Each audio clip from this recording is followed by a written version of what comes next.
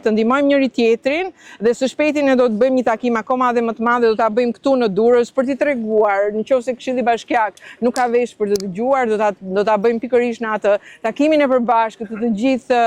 banorëve që i preken pronat dhe Durrësi në këtë rast do bëhet iniciuesi i kësaj iniciative. Kam marrë posaçërisht nga Belgjika me pas një takim me Këshillin Bashkiak të qytetit Durrës, kam aplikuar 5 ditë, 4 ditë përpara. Më kanë dhënë atë përgjigjen dhe sot vi ke paraqiten para policia më thotë që nuk e di, nuk kemi lidhje, nuk do hyni, domethënë në fund fare përgjigja ishte nuk do hyjmë. Nuk jemi vetëm ne dhe Durrësi, siç e keni parë dhe para parlamentit, jemi shumë komunitete nga Shqipëria që po përballemi me këtë shtet